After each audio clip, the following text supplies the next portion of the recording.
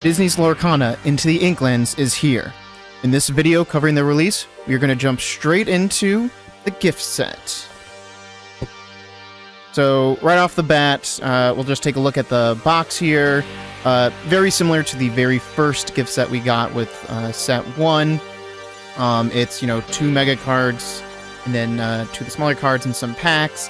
And as you might remember with the gift set from the second set, it was kind of like a 100th anniversary special, so different from what we were expecting, but this should be the norm from now on.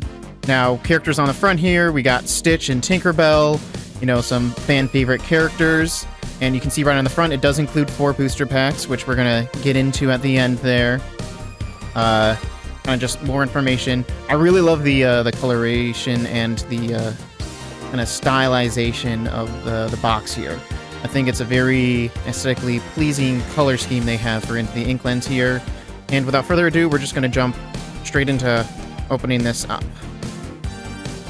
So, go up here. Now, if memory serves right, it's usually just a lot of open space in this box. It does look pretty, which is the selling point for it. Okay. Yeah. So, got that here. Just put this off to the side. So right off the bat, you can see we got our lore counters here, which you can use for any mats you have that kind of track the lore with the number going in the middle, and some damage counters. The main prizes that we're looking for, though, are right here. And, here we go. Oh, more damage counters on the back there. Got some 5s and 1s. Looks like nothing else hidden in there. So let's stick these packs off to the side and first take a look at, let's do the normal sides cards here.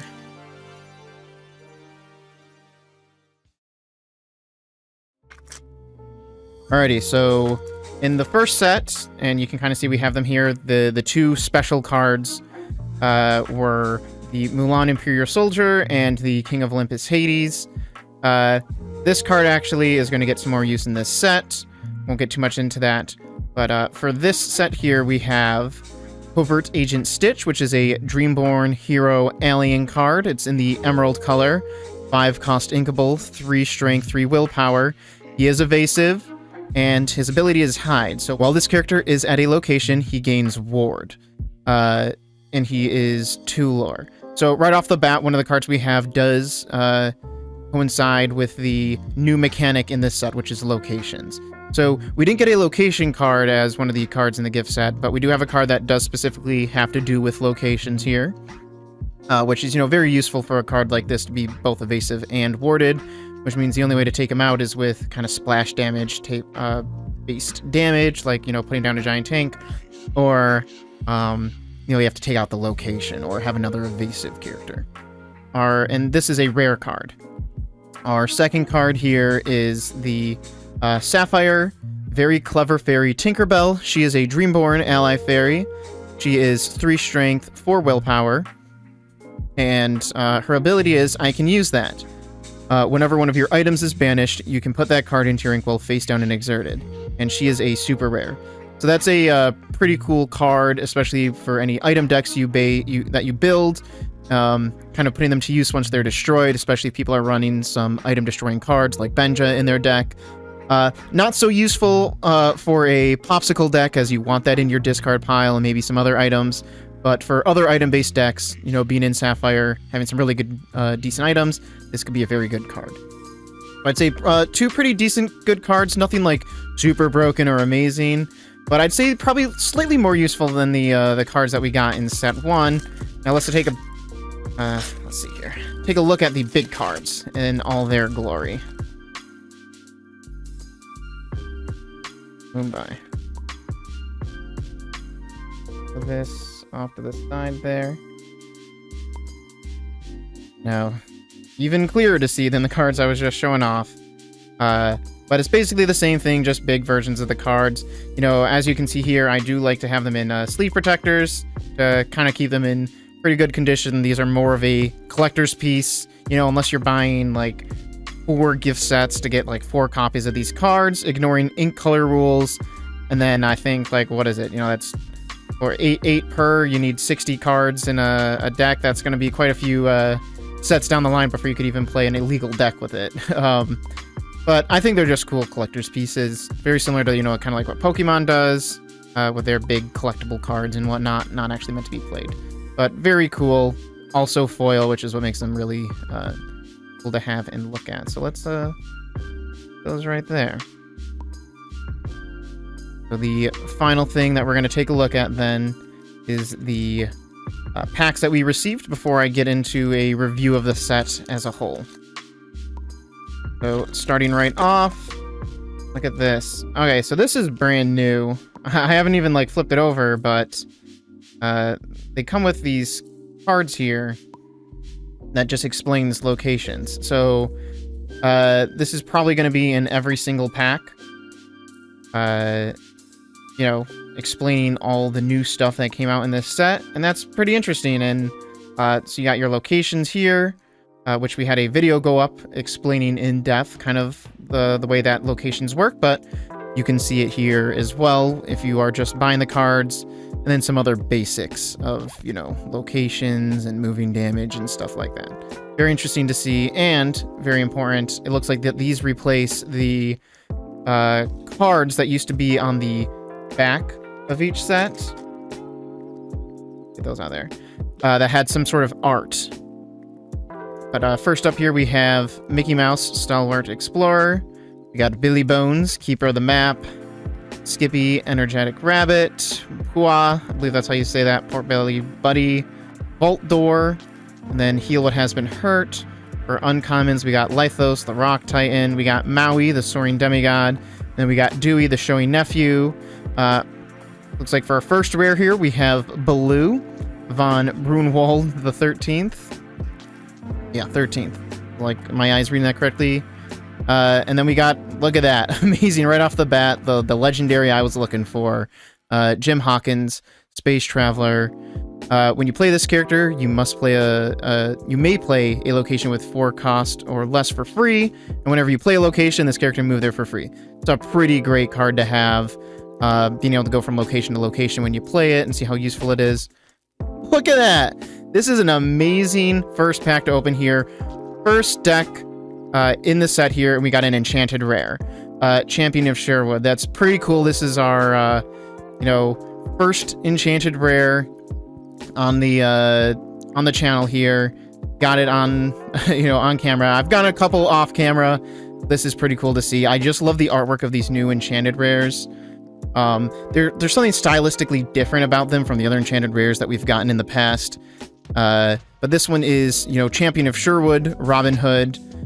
He's a Floodborn, Steel 3/6. And he's a Shift 3. During your turn, whenever this character banishes another character in a challenge, gain 2 lore. And when this character is banished in a challenge, you may draw a card. You know, a pretty decently good card and an enchanted rare. That is super awesome to see. Look at that, a legendary and an enchanted rare in the same deck.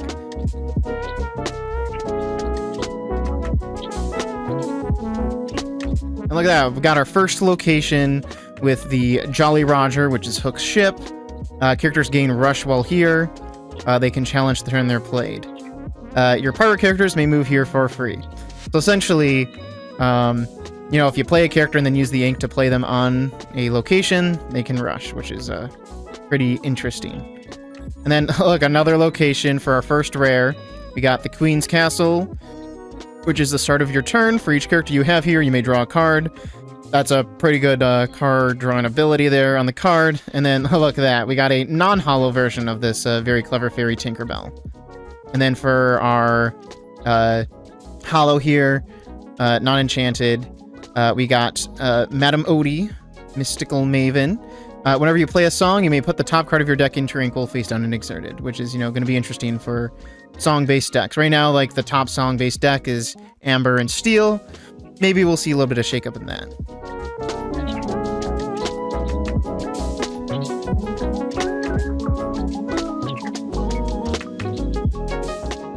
Last pack here. see what we got.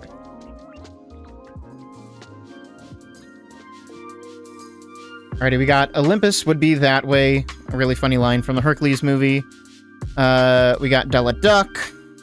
We got I Will Find My Way, another great song from Hercules. We got our first magic broom here, which can be great as there's a location that does involve magic brooms a little bit more. Kind of tampered with that deck a little bit with the bounce mechanic in the last set. We got King Louie here, and then Quick Patch. Our first uncommon is Kit Cloud Kicker. We've got a location in the Bayou. And then we got Scroop from Treasure Planet.